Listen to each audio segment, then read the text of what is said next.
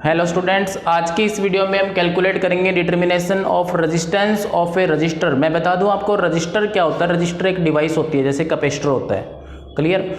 Register एक device होती है और रेजिस्टेंस उसकी एबिलिटी होती है कि वो कितना रजिस्ट करता है इलेक्ट्रिक करंट को। तो देखिए फिलहाल मेरे पास एक टेबल है, उस टेबल की हेल्प से मैं आपको एक्सप्लेन करूंगा कि किसी अननोन रेजिस्टेंस की वैल्यू को कैसे फाइंड आउट करते हैं with the help of knowledge of colours. ठीक है, तो देखिए एग्जाम में क्वेश्चन कई बार ये पूछ लिया जाता है कि ये आपके पास एक रजिस्टर है, दिस इज ए रजिस्टर। उसमें काफ़ी सारे कलर्स होते हैं, जैसे दीज आर 4 कलर्स। ठीक है, और फर्स्ट कलर मेरे को दिया होता है, मान लेते हैं ब्लू कलर, सेकंड ग्रीन मानता हूं मैं, नेक्स्ट मान लेते हैं कि रेड दिया हुआ है और last that is gold. Colour के 4 बैंड होते हैं, ए बी सी और डी। ठीक है, तो देखिए सबसे पहले हमें कलर की सीक्वेंस लर्न होनी चाहिए, क्योंकि एग्जाम में हमें ये टेबल गिवन नहीं होगी। उस वक्त आप जो लास्ट सीट होती है उस पे रफ पेज पे इसको ट्राई कर सकते हैं। और उसकी सीक्वेंस मैं आपको बता देता हूँ क्या है। देखिए 2 पैटर्न बताता हूँ, उस पे आप कलर्स की सीक्वेंस को याद रख लेना और नंबर जो मैं यहाँ बताऊँगा उसके हिसाब से आपने राइट करनी है। ठीक है, तो देखिए पहला मेथड क्या है। बीबी रॉय कोई पर्सन है, BB Roy Great Britain, sentence से पता लग रहा है ब्रिटेन का है वो। BB Roy Great Britain has very good wife, बहुत अच्छी पत्नी है उसके पास, वियरिंग गोल्ड सिल्वर नेकलेस। क्या पहना उसने? अरे पत्नी की बात आती है तुम हंसते क्यों सारे लोग? देखिए has very good wife wearing gold silver necklace, या तुम इस कलर के पैटर्न को याद रख सकते हो। Black brown roads of your gate become very good when given silver colour, यानी कि जो तुम्हारे ब्लैक और ब्राउन जो रोड्स हैं वो बहुत अच्छे हो जाएंगे अगर आप उनको क्या कर दो, गोल्ड और सिल्वर कलर कर दो। तो इस तरह से तुम इसको याद रख सकते हो। अगर ये दोनों तरीके आपको पसंद ना आए तो आप इनको क्रैम कर लेना अच्छे से। That is black brown red orange yellow green blue violet grey white gold silver और नो कलर। मैं बता दूं इस टेबल के अंदर लास्ट के 3 कलर्स थोड़े स्पेशल हैं। लास्ट के 3 colours that are gold silver और नो कलर। ठीक है, तो स्टूडेंट्स उसमें क्या होता है, जो फोर्थ बैंड होता है ना, उस 4th बैंड के अंदर ही ये 3 कलर यूज होते हैं, गोल्ड सिल्वर और नो कलर। बाकी सारे कलर किसी भी बैंड पे हो सकते हैं, ए पे भी हो सकते हैं, बी पे भी हो सकते हैं और सी पे भी हो सकते हैं। तो देखिए ब्लैक कलर के लिए हम नंबर यूज करेंगे 0, ब्राउन के लिए 1, रेड के लिए 2, 3, 4, 5, 6, 7, 8 और 9। इस पैटर्न को भी याद करने के लिए एक बताता हूँ। ब्लैक हमेशा 0 से स्टार्ट होगा। देखिए पहला कलर कौन सा है, ब्लैक, और लास्ट कलर कौन सा है, वाइट। मेजर कलर कौन से हमारे पास, ब्लैक एंड वाइट। ठीक है, तो नंबर बी को भी तुम ऐसे याद कर सकते हो 0, 1, 2, 3, 4, 5, 6, 7, 8 और 9। तो 9th जो पोजीशन पे होगा that will be white colour. Okay, अभी मल्टीप्लायर की बात करते हैं। That is 10 to power 0, 10 to power 1, 2। Multiplier हमेशा पावर में होंगे, ध्यान रखना। 10 to power 4, 10 to power 5, 6, 7, 8 और 10 to power 9। मल्टीप्लायर सी गोल्ड के लिए 10 to power -1 है और सिल्वर के लिए 10 to power -2 होता है। ठीक है, टॉलरेंस की अगर हम बात करें तो टॉलरेंस ओनली लास्ट के 3 कलर्स की होती है ओनली। +-5% गोल्ड के लिए होता है, +-10% सिल्वर के लिए और +-20% नो कलर के लिए। तो ये तो था टेबल के बारे में। टेबल आपको लर्न जब हो जाती है तो अब देखते हैं मेथड क्या है उस रजिस्टर की वैल्यू को फाइंड आउट करने का। For example there are 4 registers, blue green red gold, उन पे कलर अंकित किए गए हैं। ठीक है, तो देखिए रेजिस्टेंस आपको फाइंड आउट करना था। रेजिस्टेंस फाइंड आउट करने का फॉर्मूला होता है AB × C +-D, ये फॉर्मूला होता है इसका। तुम ये बताओ A पे वैल्यू कितनी है, ब्लू। अब ब्लू के सामने ब्लू कलर के सामने कौन सा डिजिट आएगा, दैट विल बी 6। तो यहाँ पे ए की जगह पे कितना डिजिट आएगा, 6। अब बी पे कलर चेक करो पहले कौन सा है, दैट इज ग्रीन। तो ग्रीन को आप ये देखें कि वो ग्रीन कौन सी पोजीशन पे, तो दैट इज इन 5, ठीक है। तो 6 5 आप बोल सकते हैं दिस इज 65, ठीक है, 65 ओम। बट अभी ये आंसर कंप्लीट तो आया नहीं है, तो सी की वैल्यू भी देख लो एक बार। सी पे कलर कौन सा है, रेड है, ठीक है।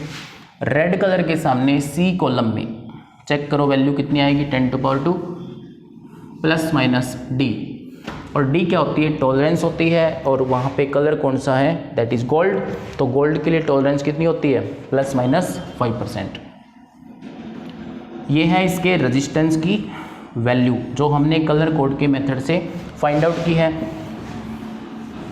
आप इतना इजी मत समझिए इस क्वेश्चन को, क्योंकि ये क्वेश्चन तब डिफिकल्ट हो जाता है जब ये रिवर्स मैटर में पूछा जाता है। रिवर्स में कैसे आएगा, देखिए, अगर ऐसे बोल दे कि इफ ऑन ए रजिस्टर, अगर किसी रजिस्टर पे first colour is black, second colour that is red, third colour green, और जो फोर्थ कलर है, फोर्थ पोजीशन पे जो कलर है that is silver, then find out the register find out, draw the register. CBSE कई बार ऐसा question पूछती है कि व्हाट इज द रजिस्टर, और रजिस्टर क्या होगा। तो देखिए हम रिवर्स ऑर्डर में चलते हैं, फिर फॉर्मूला क्या होता है हमारे पास, R = AB × C ± D होता है, ठीक है। मैं 4 बैंड वैसे ही बना लेता हूँ एक बार, A B C और D। अब A पे कलर कौन सा दिया होगा, दैट इज ब्लैक। तो ब्लैक के लिए वैल्यू कितनी है, टेबल के अकॉर्डिंग वैल्यू कितनी थी नंबर A में, दैट वाज 0। तो यहाँ पे क्या आएगा, 0। सिमिलरली B यानी कि second colour that is red colour, तो रेड के लिए B कॉलम में वैल्यू कितनी है, जो टेबल तुम्हारे पास है उसमें तुम चेक कर सकते हो, वैल्यू कितनी आएगी, 0 1 और 2। तो यहाँ पे वैल्यू कितनी आ जाएगी, 2 × अब थर्ड कलर चेक करो कौन सा है। तो थर्ड कलर तो ग्रीन दिया हुआ है, कलर की सीक्वेंस क्या कहती है, black, brown, red, orange, yellow, green. तो 0 1 2 3 4 5, तो ग्रीन की प्लेस पे क्या आएगा, 5 आएगा। तो इसका मतलब ये हुआ 10⁻5 प्लस माइनस। अब डी टॉलरेंस कितनी है, टॉलरेंस कितनी है, सिल्वर है, सिल्वर में टॉलरेंस कितनी होती है, कितना बताया था आपको, 5%। तो गोल्ड में होती है, सिल्वर में कितनी होती है, 10% होती है ना, तो इसलिए देखो 10%। तो यहाँ से रेजिस्टेंस कितना आ जाएगा, ये बढ़ना। तो इस तरह से आप प्लीज़ इसको ट्राई करें। अभी मैं आपको 10th क्लास से रिलेटेड एक टॉपिक कराता हूँ, दैट इज़ रेजिस्टेंस का कॉम्बिनेशन। बहुत अच्छे से किया हुआ आपने सभी ने, बट एक बार फिर भी रिवीजन के तौर पे हम कर लेते हैं उसको। तो रेजिस्टेंस इन सीरीज कॉम्बिनेशन देखिए,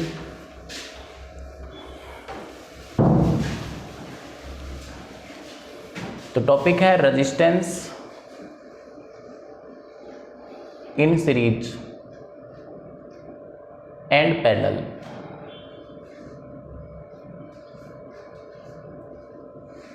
तो फर्स्ट केस करते हैं resistance in series.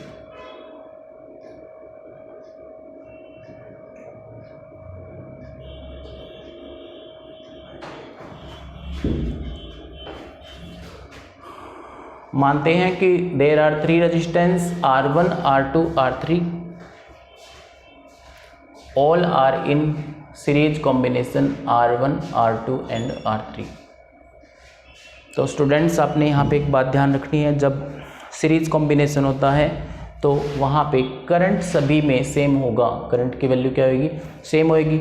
And potential across R1 resistance will be V1, R2 में कितना होगा V2, और R3 में कितना हो जाएगा V3। ठीक है, हमने मान लेते हैं किसी पोटेंशियल से इसको जोड़ रखा है।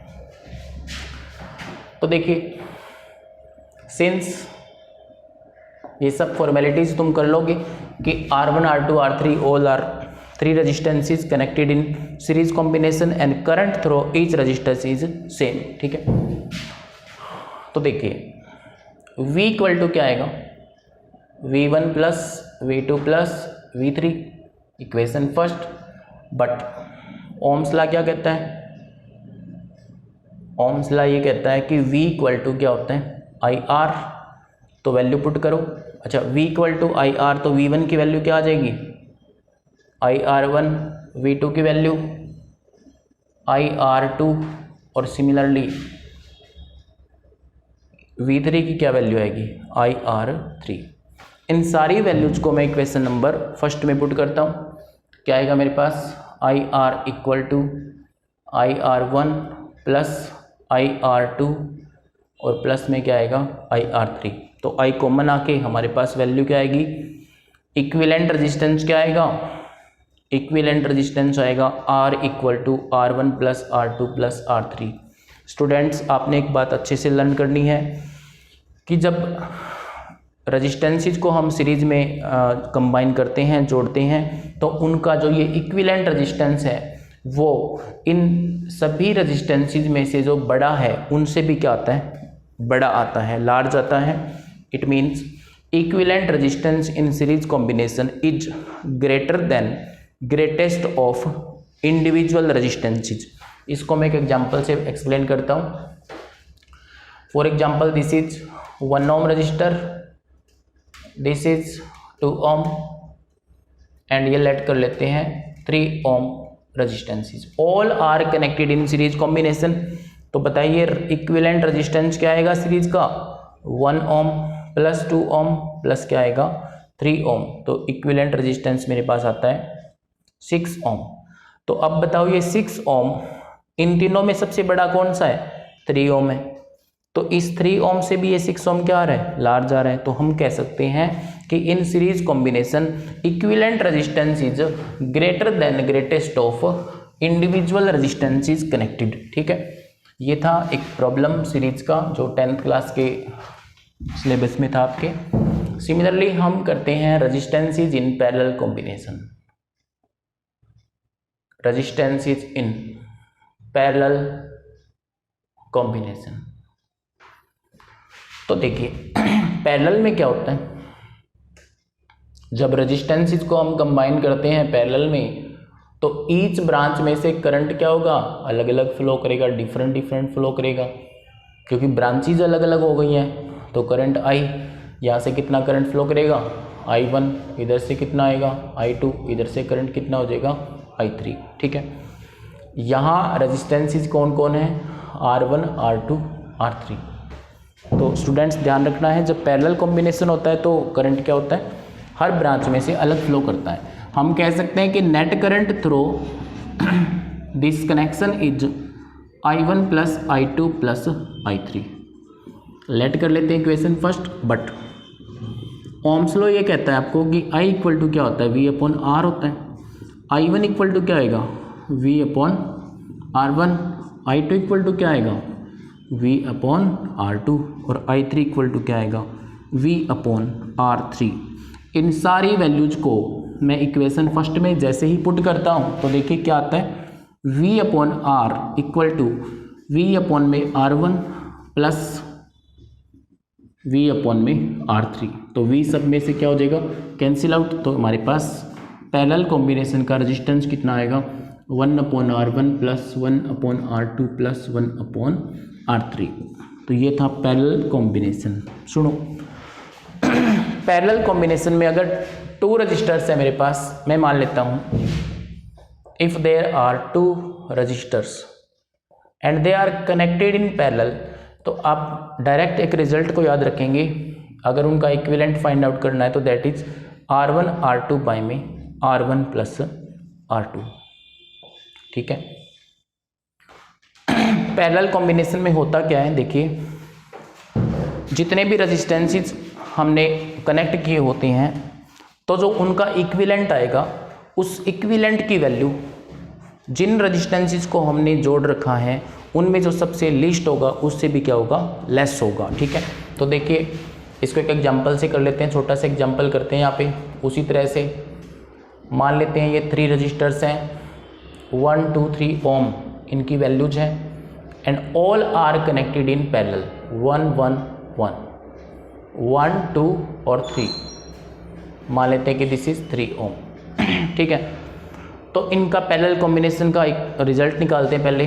तो 1/RP equal to 1/1 plus 1/2 plus क्या आएगा 1/3, एलसीएम क्या आएगा 6, तो यहाँ से क्या आएगा 6 + 3 + 2, सोल्व करो तो 1/RP इक्वल टू 11/6।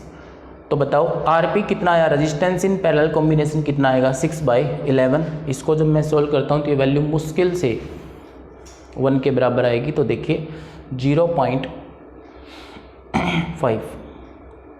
क्लियर है इतनी बात। तो देखिए 0.5 ओम रेजिस्टेंसेस हमने जोड़ कैसे रखे हैं 1 ओम 2 ओम 3 ओम। सबसे लीस्ट कौन सा है 1 ओम, जो वैल्यू आ रही है वो क्या आ रही है उससे कम आ रही है। तो हम कह सकते हैं कि when resistances are connected in parallel then their equivalent resistance is less than least resistance। जो least resistance होता है उससे क्या आती है, उसकी वैल्यू लेस आती है।